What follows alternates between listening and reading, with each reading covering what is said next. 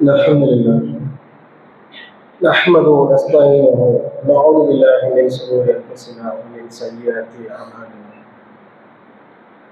من يهدي الله فلا مضل له ومن يضلل فلا هادي له واشهد ان لا اله الا الله وحده لا شريك له واشهد ان محمدا عبده ورسوله اما بعد فقد قال الله تعالى القرآن العليم والفرقان المجيد أعوذ بالله من الشيطان الرجيم بسم الله الرحمن الرحيم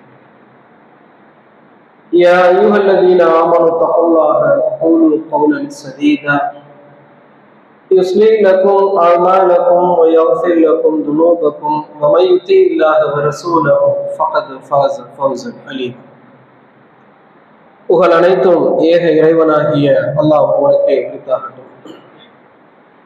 அவனுடைய சாந்தியும் சமாதானமும் நபிகள் நாயகம் ஸல்லல்லாஹு அலைஹி வஸல்லம் அவர்கள் மீதும் சத்திய சஹாபாக்கள் சஹாபியர்கள் மீதும் நல்ல இமாம்கள் மற்றும் நம் அனைவரின் மீதும் என்றென்றும் நின்று நிலவற்றுமா. இஸ்லாமிய மார்க்கம் என்பது இறை நம்பிக்கையை அடிப்படையாக வைத்து இறைவனால் உருவாக்கப்பட்டு மனிதன் எப்படி வாழ வேண்டும் என்ற வழிகாட்டுதலை வழங்கி இருக்கக்கூடிய மார்க்கம். இஸ்லாத்தின் அடிப்படை பிரதானம் என்பதே நம்பிக்கைதான். ஒரு கட்டிடத்தின் அடித்தளம் எவ்வளவுக்கு எவ்வளவு உறுதியாக இருக்கிறதோ அவ்வளவுக்கு அவ்வளவு அந்த கட்டிடம் நீண்ட காலம் நிலைத்து நிற்கும். அதுவே கட்டிடத்தின் அடித்தளம் சரியில்லை என்றால், பலவீனமாக இருந்தது என்றால் மிக சீக்கிரமாகவே அது இடிந்து விழக்கூடிய சூழல் ஏற்படும். நம் உள்ளத்தில் கொண்டிருக்கக்கூடிய இறை நம்பிக்கை தான் நம்முடைய செயல்களையும் தீர்மானிக்கும். ஒரு மனிதன் இறை வார்த்தைக்கு கட்டுப்பட்டு விதிகளுக்கு உட்பட்ட நிலையில் அல்லாஹ் சொல்லக்கூடிய அனைத்து விஷயங்களையும் ஏற்று அவர் நடப்பதும், தன் மனம் போன போக்கில் இந்த உலகத்தில் உள்ள இன்பங்களை அனுபவிக்க வேண்டும் என்ற அடிப்படையில் கண்டதே காட்சி கொண்டதே கோலம் என்பதை போல வாழ்வதும் இறை நம்பிக்கையை பொறுத்துதான். இறை நம்பிக்கை உள்ளத்தில் இருந்தாலும் கூட யாரும் யாருடைய உள்ளத்தை பிளந்து பார்த்துவிட முடியாது என்றாலும் கூட இறை நம்பிக்கையின் வெளிப்பாடாக நம்முடைய செயல்கள் அமைந்துவிடும். அல்லாஹ் தன்னுடைய திருமறையில் அழகா சொல்லுகிறார், அல்லதி ஹலக்கல் மௌத்த வல் ஹயாத்த லியப்லுவக்கும் அய்யுக்கும் அஹ்ஸனு அமலா. உங்களில் அழகிய செயலுக்குரியவர் யார் என்பதை சோதித்து அறிவதற்காக உங்களுக்கு மத்தியில் வாழ்வையும் மரணத்தையும் நாம் படைத்துள்ளோம் என்று சொல்கிறார். எனது விருப்பத்தின் அடிப்படையில் வாழ்வதற்காக அல்லாஹ் தஆலா இந்த வாழ்வையும் மரணத்தையும் வழங்கவில்லை. மாறாக அல்லாஹ் அறிவையும் வாய்ப்பையும் வழங்கி நான் சொன்ன அடிப்படையில் எனக்கு பிரியமான செயல்களை நீ செய்கிறாயா என்பதை பார்ப்பதற்காகவும், அல்லது உன் இஷ்டப்படி நீ வாழ்கிறாயா என்பதை பார்ப்பதற்காகவும் நான் இந்த வாழ்க்கையை சோதனையாக ஆக்கியுள்ளேன் என்று அல்லாஹ் சொல்கிறான். இந்த சோதனையில் வெற்றி பெறுவது அவ்வளவு எளிது அல்ல. நம்முடைய செயல்கள் அழகாக அமைகிறது என்றால் அதற்கான அடிப்படை இறை நம்பிக்கை தான். நம்முடைய செயல்கள் மோசமானதாக இறை வெறுப்பிற்குரியதாக அமைகிறது என்றாலும் இறை நம்பிக்கையின் அடிப்படையில் தான். இறை நம்பிக்கை தான் ஒரு மனிதனுடைய உள்ளத்தை இறை அச்சத்தை வெளிப்படுத்தும். அல்லாஹ் இறை நம்பிக்கையாளருடைய இலக்கணத்தை பற்றி தன்னுடைய திருமறை சொல்லும் பொழுது, இன்னமல் முஃமினூன அல்லதீன இதா துக்கிரல்லாஹ வஜிலத் குலூபுஹும். இறை நம்பிக்கையாளர் யார் என்றால், அல்லாஹ்வை பற்றி அவரிடம் கூறப்பட்டால் அவருடைய உள்ளங்கள் நடுங்கிவிடும் என்று சொல்லுகிறார்.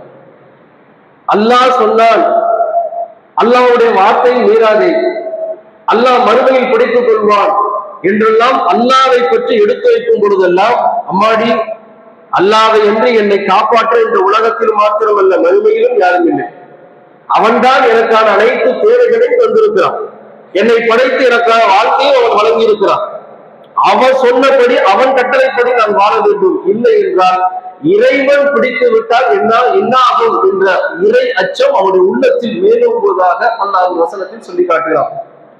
வைரா துலியத் அலைஹிம் ஆயாத்துஹு அவருடைய வசனங்கள் அவருக்கு எடுத்து கூறப்பட்டால் ஜாதத்துக்கும் ஈமான், அவருடைய ஈமான் இறை நம்பிக்கை இன்னும் அதிகரிக்கும். அவர்கள் அல்லாஹ்வையே சார்ந்திருப்பார்கள் என்று அழகா சொல்லி காட்டுகிறார்.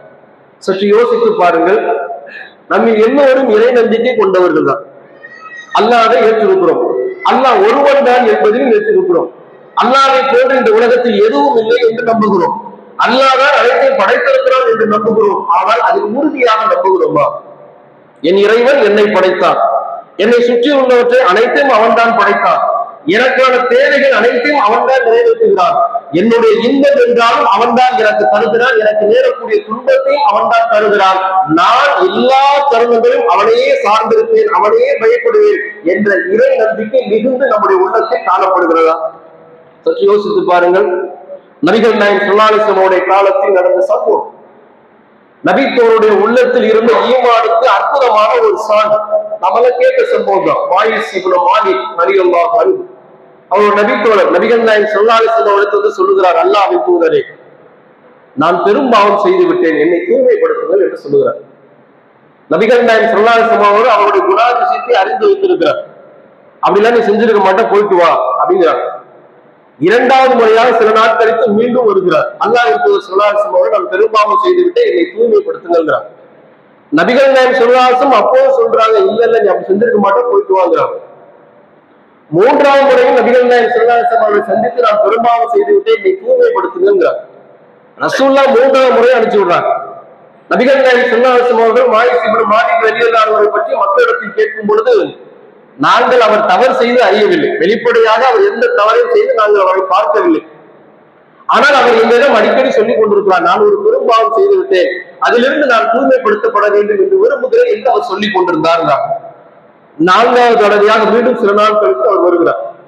அல்லாஹ்வின் தூதர் ஸல்லல்லாஹு அலைஹி வஸல்லம் அவர்கள், நான் விபச்சாரம் என்று பெரும்பாவத்தை செய்து விட்டேன், என்னை தூய்மைப்படுத்துங்கள் அப்படிங்கிறார். இப்ப நபிகள் நாயகம் ஸல்லல்லாஹு அலைஹி வஸல்லம் மக்களை பார்த்து சொல்றாங்க, இவர் இது பைத்தியக்காரரா அப்படின்னு கேட்கிறாங்க. இல்லை, அல்லாஹ்வுக்கு சரியாத்தான் இருக்காரு. மது எதுவும் அறிந்திருக்கிறாரா அப்படின்னு கேட்கிறாங்க. அப்ப கிட்ட போய் மக்கள் பார்த்துட்டு சொல்றாங்க, இல்ல மதுலாம் அறிந்ததில்லை.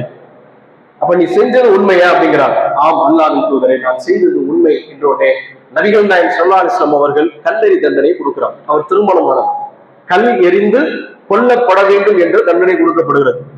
அவரை மையவாடிக்கு, பொது மையவாடிக்கு அருகில் கொண்டு போய் நிறுத்துறார்.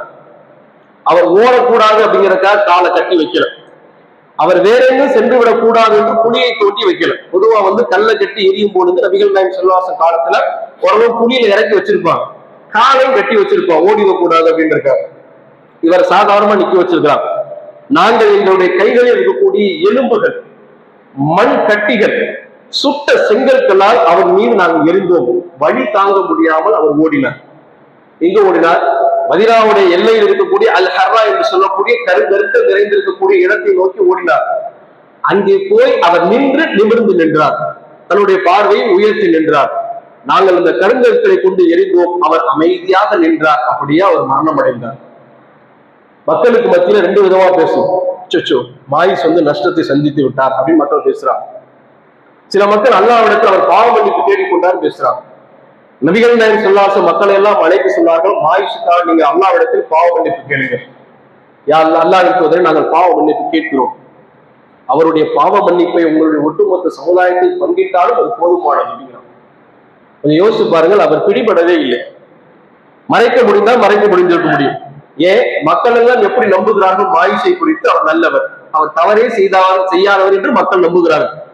மறைக்க முடியும், பிடிபட முடியாது என்ற நிலையிலும் கூட நாளை மறுமை நாளை இந்த உலகத்தில் நான் தப்பித்துக் கொண்டாலும் சரி, மனிதனுடைய கண்களை நான் மறைத்தாலும் சரி, என்னுடைய பாவத்திற்குரிய தண்டனையாக நான் கொல்லப்படக்கூடிய மரணத்திலிருந்து நான் விலகி நின்றாலும் கூட அல்லாஹ்வுடைய நாளில் போய் நிற்கக்கூடிய தருணத்தில் நான் மாட்டிக்கொள்வேன். அது மிக மோசமான இடம். அந்த இடத்தில் மிக பெரும் நரகமானத்தை நான் பெற்றுக்கொள்ளக் கூடாது என்று இறைவனுக்கு அஞ்சியவர்களாக தங்களுடைய குற்றத்தை ஒப்புக்கொண்டார்கள் என்றால் சற்று யோசித்து பாருங்கள், உயிரே போகும். அதான் நிலைமை. என்னைக்குள்ள காலத்து மாதிரியா? என்ன தப்பு செஞ்சா என்னது மன்னிப்பு கேட்டா விட்டுருவோம், அல்லது அரசாங்கத்தை என்ன பண்ண வேண்டியது? நீதிமன்றங்கள்ல எதை கொடுக்கணுமோ, எதை செய்து சரி கட்டப்படுமோ அதை சரி செய்துவிட்டு தன்னை தூய்மையானவனாக மக்களுக்கு மத்தியில நிரூபித்துக் கொள்ள முடியும்.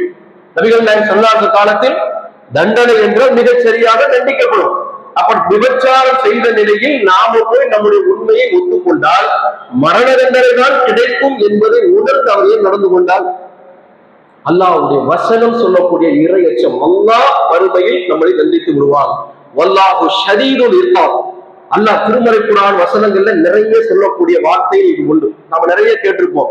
வல்லாஹு கஃபூருர் ரஹீம். அவன் மன்னிக்க கூடியவன், அளவற்ற அருளாளன் கேட்டிருப்போம். இதே வசனம் நிறைய இருக்கும். வல்லாஹு ஷதீதுல் இக்காப். அல்லாஹ் கடுமையாக தண்டிக்கக்கூடியவன். அவன் தண்டிக்க நாடினால், அவன் தண்டித்து விட்டால் அது போல உலகத்தில் யாராலும் தண்டிக்க முடியாது. அவனுடைய பிடி என்பது மிக கடுமையாக இருக்கும். அந்த நாளில் நான் யாரை கொண்டும் முன்வைத்தும் தப்பிக்க முடியாது என்பதை உணர்ந்த அவர் தன்னுடைய தண்டனை ஏற்றுக்கொள்கிறார் என்றால் இதுதான் இறை நம்பிக்கை. மக்களை வளைத்து விடலாம், மக்களுடைய கண்களை மறைத்து விடலாம், என் இறைவன் என்னை பார்த்து கொண்டிருக்கிறார் என்று சொல்லக்கூடிய அந்த இறை நம்பிக்கை அவரை தவறிலிருந்து வெளியேற செய்து பாவ மன்னிப்பு கேட்கக்கூடிய தருணத்தில் உலகத்தில் நடைபெறக்கூடிய தண்டனையை ஏற்றுக்கொள்ள செய்கிறது என்றால் தவறுனா முதல்ல தப்புன்னு விளங்கி அதிலிருந்து விலகி பாவ மன்னிப்பு கேட்கும். அதான் இறை நம்பிக்கை. ஒருவர் நம்மை பார்த்து இந்த தவறை நீங்கள் செய்கிறீர்கள் என்றால், அல்லாஹ் இப்படி செய்யக்கூடாது என்று சொன்னார் என்றால் உள்ளத்தில் என்ன வேண்டும்? அம்மாடி நாளை மறுமையில எத்தனை கோடி மக்கள் இருந்தாலும் சரிதான், அல்லாஹ் பிடித்து விட்டா தப்பிக்க முடியாது. ஒவ்வொரு மனிதனையும் அல்லாஹ் தனித்தனியாக விசாரிப்பான். யாராக இருந்தாலும் சரிதான், நம்ம எத்தனை மக்களோடு வாழ்ந்திருந்தாலும் சரிதான், எத்தனை மனிதர்களோடு எவ்வளவு செல்வங்களோடு வாழ்ந்திருந்தாலும் சரிதான், நாம அல்லாஹ்விடத்தில் நிற்கும் பொழுது தன்னந்தனியாகத்தான் அல்லாஹ்வுடைய விசாரணை சந்திக்க வேண்டும். அந்த தருணத்தில் நம்முடைய உள்ளத்தில் இருக்கக்கூடிய இறை நம்பிக்கையும் அதை வெளிப்பாடாக அமைந்த செயலும் தான் நம்மை பாதுகாக்கும். அதை அவர் உணர்ந்தார். உலகத்தினுடைய மரண தண்டனை கூட ஏற்றுக்கொண்டார் என்றால் நாம எப்படி இருக்கோம் யோசிப்பார்கள். நம்முடைய இறை நம்பிக்கை இவ்வளவு அழகாக ததும்பி வருகிறதா, அல்லது குறைவுடைய பலவீனமான இறை நம்பிக்கை உடையவர்களாக இருக்கிறோமா? இல்ல, பார்த்துக்கலாம். அண்ணாதான் சொன்னா வட்டி வாங்க கூடாது, வட்டி வாங்காம வாழ எப்படி முடியும் சொல்லுகிறார்களா இல்லையா? மனிதர்கள் வட்டி வாங்காம எப்படிங்க வாழ முடியும்? வாழ முடியாதுங்க. வாகனம் வாங்கணும்னா, வீடு கட்டணும்னா, நம்ம என்ன மாதிரியான காரியங்கள் செய்யணும்னா வட்டிக்கு வாங்கிதான் சமாளிக்க முடியும், வேற வழி இல்லை என்று சொல்லக்கூடிய அளவிற்கு அல்லாஹ்வை தூக்கி எறிகிறோம் என்றால் நம்முடைய உள்ளத்தில் ஈமான் குறைவாக இருக்கிறது என்று பொருள். அதனுடைய வெளிப்பாடுதான் இது போன்ற செயல்கள் என்றால் அதிலிருந்து நம்மை நாம் தகவலை மாற்றி அமைத்துக் கொள்ள வேண்டும். அல்லாஹ்விடத்தில் நம்ம கொண்டிருக்கிறோம், அல்லாஹ் நம்மை பிடித்து விடுவான், அல்லாஹ் நம்மை கண்காணித்துக் கொண்டிருக்கிறான் என்ற அந்த இறை எச்சம், இறை நம்பிக்கையின் வெளிப்பாடாக வந்தால்தான் நாம தவறிலிருந்து விலகி இருப்போம். அப்படிப்பட்ட மக்களாக நாம இருக்கிறோமா, நம்முடைய ஈமான் அவ்வளவு பலமிக்கதாக இருக்கிறதா என்று நம்மை நாமே சோதித்துக் கொள்ள வேண்டும்.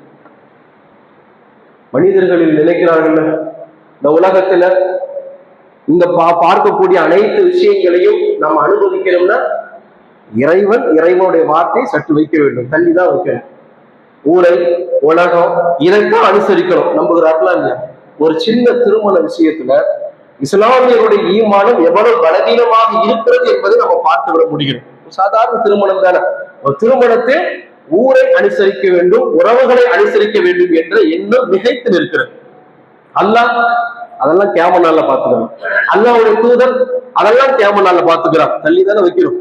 தௌஹீதை விளங்கி இருக்கக்கூடிய மனிதர்கள் கூட திருமணம் என்று வரும்பொழுது ஆடம்பரமான திருமணங்களை மிக சாதாரணமாக செய்துவிட்டு எனக்கு சொந்த பந்தங்கள்லாம் 1000-200 பேர் 1000-2000 பேர் இருக்கிறாங்க, அவர்கள் எல்லாம் அழைக்காமல் நான் எப்படி செய்ய முடியும் என்ற கேள்வியை முன்வைக்கிறார்கள் என்றால் அல்லாஹ்வின் தூதர் ஸல்லல்லாஹு அலைஹி வஸல்லம் சொல்றாங்க, இன்ன அஹ்லமல் நிக்காஹி பரக்கத்தன் ஐஸருஹு மஹூனத்தன், குறைந்த செலவில் நடத்தப்படக்கூடிய திருமணத்தில் அதிக பரக்கத்து இருக்கிறது நபிகள் நாயகம் ஸல்லல்லாஹு அலைஹி வஸல்லம் அவர்கள் சொல்லுகிறார்கள் என்றால் இந்த சொல் யாருடைய சொல்?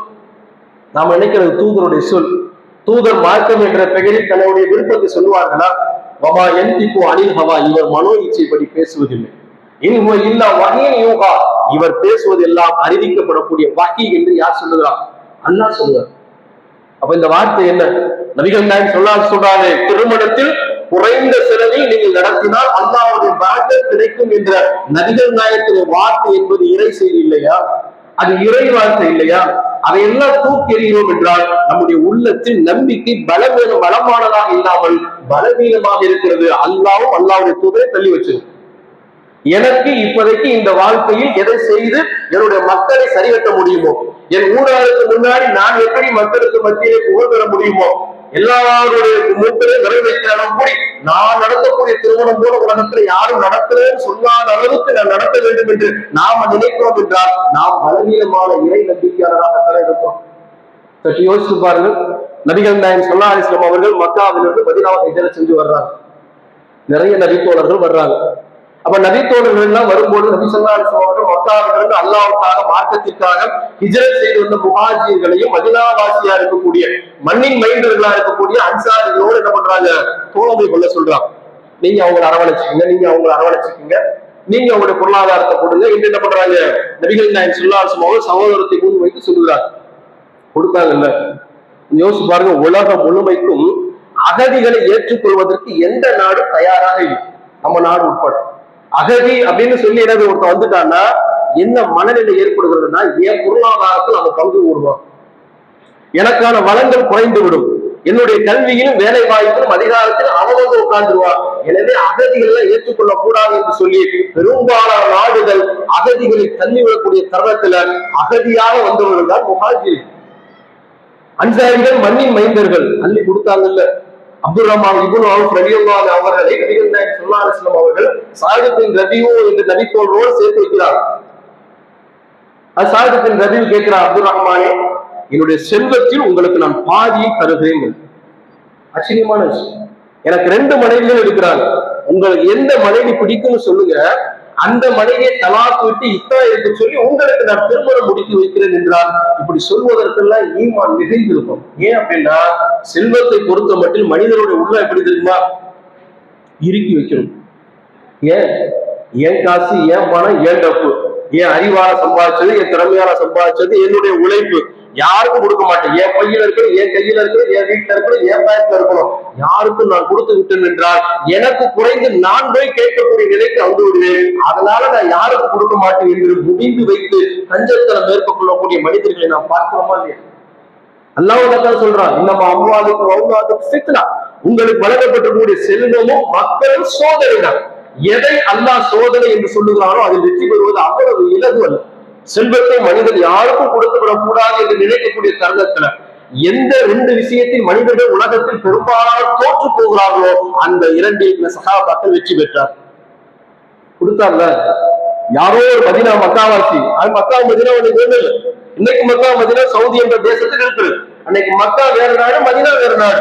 அப்ப மக்கா என்ற வேறு நாட்டிலிருந்து வந்தவர்களுக்கு தன் செல்வத்தின் பாதி ஒருவர் கொடுக்க தயாராக இருக்கிறார்.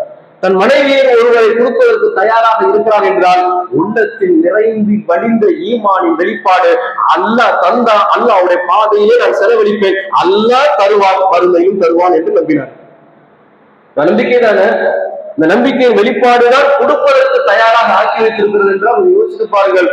மனிதனுடைய உள்ளங்கள் அப்படியே காசு போல யார் கொடுத்துடக்கூடாது. கஷ்டப்படுவார், உறவினராக இருப்பார், கேட்டா கூட இல்ல நேற்று வந்திருந்தா கொடுத்திருக்கோம் அப்படின்றார். காசு பணம் இல்ல வச்சுக்கிட்டே என்ன பண்ணுவாங்க, இல்லைன்னு சொல்லுகிறார் என்றால் நம்முடைய இறை நம்பிக்கை எவ்வளவு பலவீனமாக இருக்கிறது என்று பொருள். யோசிச்சு பாருங்க. அல்லாஹ் நான் பிறப்பதற்கு முன்னே என் விதியை தீர்மானித்து விட்டால் என்று நம்புவது இறை நம்பிக்கையா, அல்லது நான் கொடுத்தால் குறைந்துவிடும், அல்லாஹ் மீண்டும் எனக்கு தாமாட்டான் என்று நினைப்பது சிறந்த இறை நம்பிக்கையா? யோசிச்சு பாருங்க. இந்த உலகத்தையே படைப்பதற்கு முன்னால் அல்லாஹ் தக்தீரை படைத்து விட்டான், விதியை படைச்சுட்டான். யாரை படைக்க போறேன், அவன் யாரு, அவன் பொருளாதாரம் என்ன, எல்லாத்தையும் எல்லாம் எழுதிட்டான். என்னுடைய உழைப்பின் மூலம் அல்ல, என்னுடைய திறமையின் மூலம் அல்ல, என் மூலமாக அல்லாஹ் பொருளாதாரத்தை தருகிறான், நாளே சம்பாதிக்கவில்லை என்பதுதான் சிறந்த இறை நம்பிக்கையாளராக இருக்க முடியும். அதனால்தான் சஹாபாக்களை அல்லாஹ் தஆலா ரலியல்லாஹு அன்ஹு வரது அன்ஹு அப்படின்னா, அவர்களை நான் பொருந்திக் கொண்டேன், அவர்களும் என்னை பொருந்திக் கொண்டார்கள். ஐயாமுல் ஜாகிலியா என்று அழைக்கப்படக்கூடிய ஒரு சமூகத்தை அல்லாஹ்வுக்கு ஸல்லல்லாஹு அலைஹி வஸல்லம் ஹைரு கர்மி அப்படின்னார். இந்த உலகத்திலே சிறந்த சமூகம் என்று சொன்னார்கள் என்றால் எங்கோ இருந்து வந்தவர்களுக்கு தன் பொருளாதாரத்தை கொடுக்கக்கூடிய அளவிற்கு இறை நம்பிக்கை உச்சம் பெற்றவர்களாக இருந்தார்கள் என்றால் அது போல நம்முடைய இறை நம்பிக்கை இருக்கிறதா என்பதை நம்மை நாம் சோதித்துக் கொள்ள வேண்டும். ஒரு சின்ன பிரச்சனை, ஒரு சின்ன கஷ்டம் வந்தா மனிதன் புலம்புகிறான், ஐயோ இது எப்படி நீக்க முடியும், இதுல எப்படி ஜெயிக்க முடியும்? மனிதன் பயப்படுவதை நம்ம பார்க்க முடிகிறதானே. அல்லதா இதெல்லாம் எப்படி நம்ம தாங்க முடியும்? ஒரு சின்ன போராட்டம், ஒரு ஆர்ப்பாட்டம் வந்துருச்சுன்னா போயிட்டு போலீஸ் குடிச்சுவானோ வச்சிருவானோ, நமக்கு எதுவும் பிரச்சனை வந்துருமா, வேண்டாம் வீட்டுக்கு யாராவது ஒரு ஆள் பலவீனமான ஒரு ஆள் இருந்து அனுப்பிச்சு வச்சிருவோம், நம்ம சேஃபா எஸ்கேப் ஆயிரும் அப்படின்னு நாம நினைக்கிறோம் என்றால் அது பலமான இறை நம்பிக்கையா? நபிகள் நாயகம் ஸல்லல்லாஹு அலைஹி வஸல்லம் அவர்கள் ஹிஜ்ரி 2 ஹிஜ்ரி 1ல மதீனாவுக்கு வருகிறார்கள். ஹிஜ்ரி 2ல பத்ர் போர்க்களம், பத்ரை நோக்கி போகிறார்கள். போர்க்களத்திற்காக போகவில்லை, தன்னுடைய சமூக மக்களை பாதுகாப்பதற்காக மக்காவில் இருக்கக்கூடிய பலவீனமானவர்களை குறைசி காப்பீடுகளை அநியாயம் செய்கிறார்கள். இங்கே ஆட்சி நடத்தக்கூடிய நமக்கு அங்கிருந்து இடையூறு செய்கிறார்கள். நம்முடைய எல்லை வெளியிலேயே தைரியமாக எந்த விதமான அனுமதியின்றி அவர்கள் தங்களுடைய வியாபார தளத்தை அமைத்துக் கொள்கிறார்கள். வியாபாரத்தை தடுத்து அவர்களுக்கு படிப்பினை கூட்டணும் என்று நபிகள் நாயகம் ஸல்லல்லாஹு அலைஹி வஸல்லம் அவர்கள் ரமலான் மாசத்தில் 313 சஹாபாக்களோடு போறார்கள். எந்த போருக்கான தயாரிப்பும் இல்லை, ஆயுதங்கள் எதுவும் இல்லை, வாகனங்களே குறைவுதான், மாற்றி மாற்றி போனார். ஆனா அல்லாஹ் எப்படி ஏற்பாடு பண்ணுகிறான்? போர்க்களத்தை ஏற்பாடு பண்ணுறான். அல்லாஹ் நபிகள் நாயகம் ஸல்லல்லாஹு அலைஹி வஸல்லம் அறிவித்து கொடுக்கிறான், வியாபார கூட்டத்தை நீங்க நேரில் நீங்க சந்திக்கலாம், அல்லது 1000 தரித்த போர் கூட்டத்தை நீங்க சந்திக்கலாம், ரெண்டுக்கு தயாரா இருந்துக்கீங்க. ஆனா எதை சந்தித்தாலும் உங்களுக்கு வெற்றி என்று அல்லாஹ் சொல்லுகிறான். நபிகள் நாயகம் ஸல்லல்லாஹு அலைஹி வஸல்லம் தன் தோழருடன் ஆலோசனை நடத்துகிறார். ஏன் கிளம்பி வந்தது? வியாபார கூட்டத்தை தடுக்கிறது. இப்ப வியாபார கூட்டமும் கிடைக்கலாம், அல்லது போரும் நடக்கலாம், ரெண்டு நடக்கலாம் தானே. அப்ப என்ன செய்யலாம்? நபிகள் நாயகம் ஸல்லல்லாஹு அலைஹி வஸல்லம் அவர்கள் ஆலோசனை செய்யும் பொழுது முஹாஜிர்களாக இருக்கக்கூடிய அபூபக்கர், உமர் போன்றவர்களாம் அல்லாஹ்வின் தூதர் ஸல்லல்லாஹு அலைஹி வஸல்லம் அவர்கள் போர் புரியலாம், போருக்கு தயாரிக்கிறார். ரசூலுல்லாஹ் மௌனமா இருக்காங்க. ஏன் அப்படின்னா அன்சாரிகள் தான் அதிகம். 313ல 200க்கும் மேற்பட்டவங்க அன்சாரிகள், மண்ணில் மைந்தர்கள்.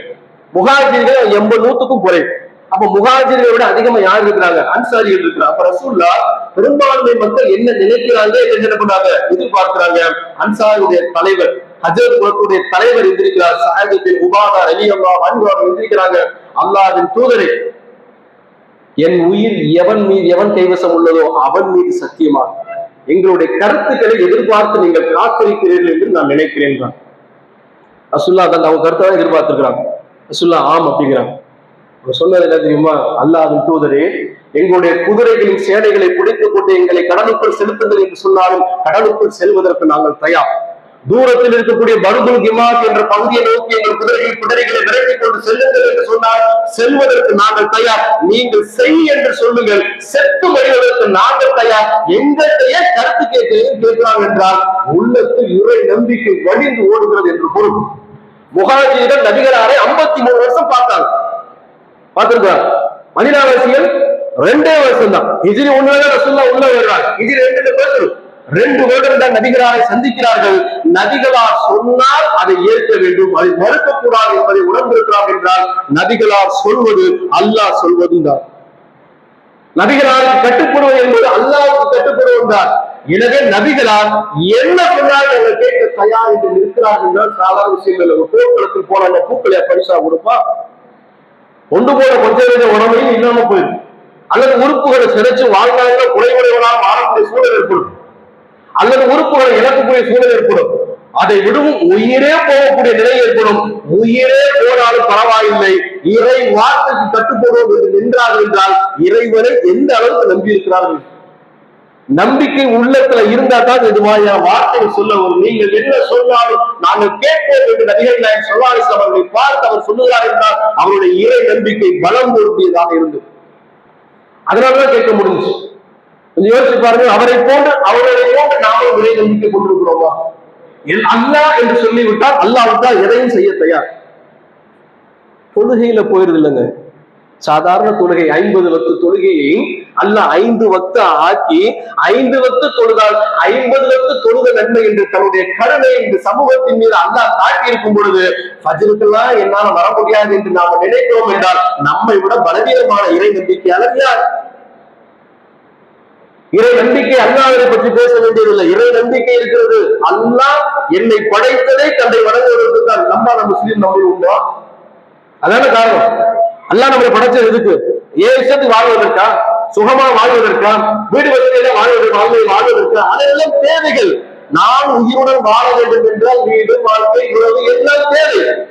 லட்சியம் கோல் எது?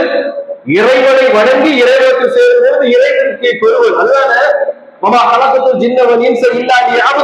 ஜின்னையும் மனிதவர்க்கத்தையும் என்னை உணர்ந்ததற்காகவே தவிர எதற்காக படைக்கவில்லை என்று அழுத்தம் திருத்தமாக அல்லாஹ் சொல்லி ஒரு 5 நேர தொழுகையை அந்த மக்கள் அழகா கொடுப்பா என்று சொல்லும் பொழுது இல்லை இல்லை என்னால் முடியாது. ஏன் தெரியுமா? வேலை ஜாஸ்தி, தூங்கவே இல்லை, டயர்ட் ஆயிட்டோம், எக்ஸாமுக்கு படிச்சுக்கிட்டு இருந்தோம், உறவினர்கள் வந்தாங்க பேசிக்கிட்டு இருந்தோம், பொழுதுபோக்க டிவியும் போனையும் பார்த்துக்கிட்டு இருந்தோம், அதனால் என்னால் வர முடியவில்லை என்றால் நம்முடைய ஈமான் எவ்வளவு மோசமாக இருக்கிறது நம்ம பார்த்து கொள்ள வேண்டும். 50 வக்து தொழுகையை அல்லாஹ் கடமையாக்கி இருந்தா தொழுதிருக்க முடியுமா? ஆனா மூசா அலைஹிஸ்ஸலாம் உண்மையிலேங்க மனிதனுடைய நாடி துடிப்பு அறிஞ்சுன்னு சொல்லுவாங்கல்ல, சில பேரை சொல்லுவாங்கல்ல, ஆளை பார்த்தானே கண்டுபிடிச்சிருவான்னு சொல்லுவாங்கல்ல, அது மாதிரி கேரக்டர் மூசா அலைஹிஸ்ஸலாம். ரசூலுல்லாஹ் எல்லாத்தையும் குறைச்சிட்டு வந்தாங்கல்ல, நகராட்சி போயிட்டு 5க்கு வந்து நின்னாங்க. நம்ம மூசா அலைஹிஸ்ஸலாம் சொன்னாங்க, உங்க ரப்புட்ட போய் இதை குறைச்சு கேளுங்க. ஏன் தொழ மாட்டாங்கன்னு மூசா அலைஹிஸ்ஸலாம் யோசிக்கிறாங்க. மூசா அலைஹிஸ்ஸலாம் உள்ளத்துல போட்டது அல்லாஹ் தானே. அவன் மூசா சொல்றாங்க, அதையும் தொழ மாட்டாங்க, போய் குறைச்சு கேட்டு வாங்க. நபி ஸல்லல்லாஹு அலைஹி வஸல்லம் சொன்னாங்க, என் இறைவிடத்தில் இதை குறைத்து கேட்பதற்கு நான் வெட்கப்படுறேன் அப்படின்னா. அல்லாஹ்வின் தூதர் ஸல்லல்லாஹு அலைஹி வஸல்லம் அவர்கள் வெட்கப்படக்கூடிய ஒரு விஷயத்தை ரொம்ப அசால்ட்டா, ரொம்ப சாதாரணமாக என்ன காரணம் வேண்டுமானாலும் நம்ம சொல்லி புறந்தள்ளி விடக்கூடாது என்று நினைக்கிறோம் என்றால் நம்முடைய இறை நம்பிக்கை அவ்வளவு பலமானது இல்லை. சின்ன சின்ன பிரச்சனைகளுக்கு பயம், கஷ்டம், அம்மாடி உலகத்துல மனிதர்களை போன்று அல்லாஹ்வை நினைக்கக்கூடிய சூழல் இருக்கிறது. இந்த பிரச்சனையில இருந்து என்னை யார் காப்பாற்ற முடியும்? மனிதர்கள் நினைக்கிறார். அல்லாஹ் என்னை காப்பாற்றுவான் என்ற ஆழமான நம்பிக்கை இருக்குதான். அவன் வந்துருவான், ஏன் வந்துருவான், நம்மளை ஏதாச்சும் பண்ணிடுவான், வச்சிருவான். அல்லாஹ் நாடியதான் நடக்கும். குல்ல யுஸீபனா இல்லாமா கதபல்லாஹு லனா. அல்லாஹ் விதித்ததை தவிர வேறொன்றும் அணுகாது என்று நம்புவன் தான் ஆக சிறந்த முஸ்லிம், ஆக சிறந்த மூமின். மூசா அலைஹிஸ்ஸலாம் அவரிடத்துல ஒரு சமூகத்தில் அப்படி இருந்தது. மூசா அலைஹிஸ்ஸலாம் அவர்கள் ஒரு சமூகமும் ஃபிரௌன் விரட்டி கொண்டு போகும்போது ஓடுகிறார்கள். எகிப்தின் எல்லைக்கு போகும் பொழுது கடல் வருகிறது. அந்த மக்கள் சொன்னாங்க, மூசா வசமா மாட்டிக்கிட்டோம். ஏன்? மனித அறிவு தானே. ஒரு பக்கம் கடல்ல விழுந்தா மரணம், இன்னொரு பக்கம் ஃபிரௌன் பெரும்படையோடு வருகிறார். எப்படி இருந்தாலும் மரணம் கன்ஃபார்ம். அப்ப எப்படி தப்பிக்க முடியும்? இந்த வாழைத்திறந்து குதிச்சாவது யாரு காப்பாற்ற போறாங்க? திடீர்னு ஒரு சமூகம் உழைத்து கொண்டு வந்தா காப்பாற்ற போறாங்க. அப்ப மனித அறிவை கொண்டு மூசா அலைஹிஸ்ஸலாம் சமூகம் சொன்னாங்க, மூசா வசமா மாட்டிக்கொண்டோம், இனி தப்பிக்க முடியாது என்று சொல்லும் பொழுது கால அப்படி இல்லைங்க, நீங்க நினைக்கிற மாதிரிதான் இல்லை. இந்த மைய என் இறைவன் என்னோடு இருக்கிறான், அவன் எனக்கு வழிகாட்டுவான்றாங்க. நம்மளுடைய பிராக்டிக்கலான விஷயத்தை நம்ம யோசிச்சு பார்த்தா இதுதான் மனித அறிவு. காப்பாற்ற முடியாதுதான்.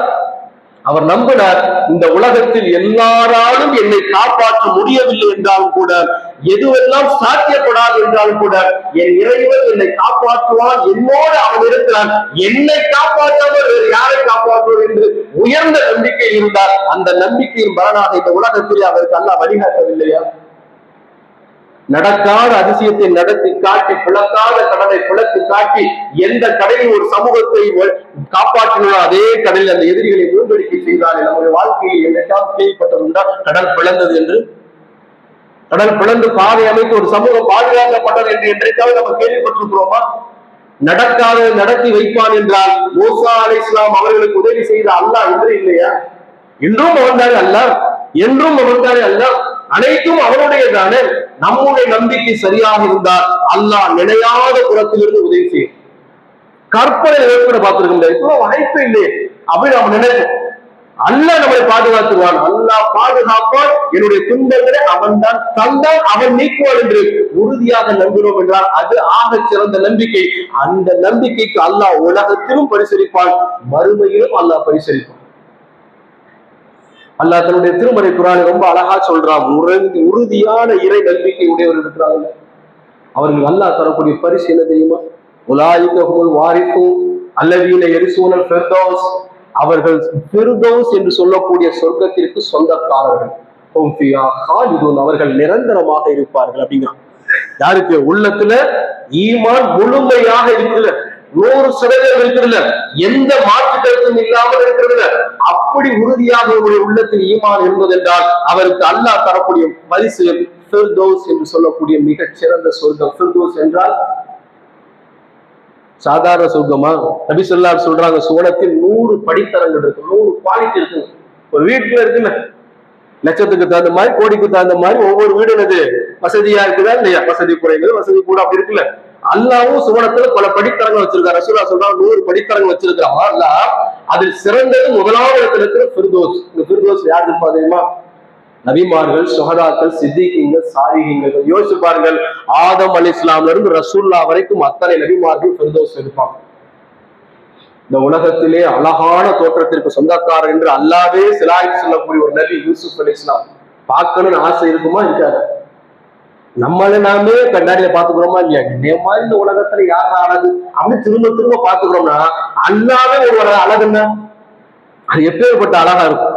அந்த மனிதரை நம்ம பார்க்கணுமோ வேண்டாம், பார்க்கணும்னா ஒரு ஈமான்தாரி ஆசை இருக்கும். நபிகள் நாயகம் ஸல்லல்லாஹு அலைஹி வஸல்லம் அவர்கள் அதே சூனத்தில் இருப்பார்கள். அபூபக்கர் ரலியல்லாஹு அன்ஹு அவர்களிலிருந்து அத்தனை நபித்தோழர்கள் நபித்தோழியர்களும் அந்த சூனத்தில் இருக்கும் பொழுது அதே இடத்தில் நாம் இருந்தால் அதை விட பேர் என்ன பாக்கியம். நல்லோர்களோடு இருக்கக்கூடிய சபை என்பது அற்புதமான சபை இல்லையா? அப்ப அவ்வளவு அற்புதமான மனிதர்களோடு நபிமார்களோடு அல்லாஹ் நம்மை சேர்த்து வைக்கிறார் என்றால் அதற்கு அடிப்படையாக இருப்பது நாம வைத்திருக்கக்கூடிய மிகச் சிறந்த இறை நம்பிக்கை. அது அல்லாஹ்விடத்தில் நாம கேட்போம், இறைவா, இறை நம்பிக்கை உடையவர்களாகவே நான் வாழ வேண்டும், அதில் மிகச் சிறந்தவர்களாக நாம இருக்க வேண்டும், அப்படித்தான் மரணிக்க வேண்டும் என்று அல்லாஹ்விடத்தில் கேட்கக்கூடிய நன்மக்களாக இருக்க வேண்டும் என்று கூறி முதல் உரை நிறைவு செய்யும்.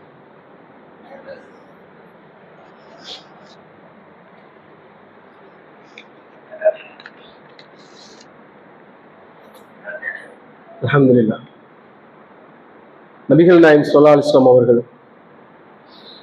மோமீன்களை பற்றி சொல்லும் பொழுது, அல் மோமினுன் கவியு ஹை வஹபு இலல்லாஹி மினல் முஃமினில் லஈஃப். பலமான இறை நம்பிக்கையாளர் பலவீனமான இறை நம்பிக்கையாளரை விட சிறந்தவர், அல்லாஹ்வுக்கு விருப்பமானவரும் கூட அப்படிங்கிறார். இறை நம்பிக்கையாளர் என்றால் சோனம் தான். ஆனால் இறை நம்பிக்கைக்கு தகுந்தால் போல சோனத்தில் படித்தரங்கள் இருக்குல்ல, அதை ரசூலுல்லாஹ் சொல்லும் பொழுது பலம் பொருந்திய இறை நம்பிக்கையாளரை அல்லாஹ் விரும்புகிறான் என்றால் அல்லாஹ் விரும்பக்கூடிய இடத்தில் நான் இருக்க வேண்டும் என்று நாம் நினைக்கும். அல்லாஹ்வே துஆ சொல்றோம், ரப்பனா லா துஜி குலூபனா பஅத இத ஹதைதனா வ ஹப் லனா மின் லதுன்க ரஹ்மா. ரொம்ப அற்புதமான ஒரு துஆ. 3வது அத்தியாயத்தில் வரக்கூடிய ஆரம்ப வசனங்களில் வரக்கூடிய ஒரு துஆ. இறைவா, எங்களுக்கு நீ நேர்வழி காட்டிய பின் எங்கள் உள்ளங்களை தடம்புரல செஞ்சுறாங்க, உன் அருளை எங்கள் மீது பொழிவாயா. அல்லாஹ் யாரை வேண்டுமானால் தடம்புற செய்தோம், நான் சிறந்த ஈமான்தாரி அப்படின்னு நாம அகம்பாவம் கொண்டா ஒரே அடி அடிச்சு அல்லா என்ன பண்ணுவான், தர்கால போய் விழுற மாதிரி ஆக்கிடுவோம்.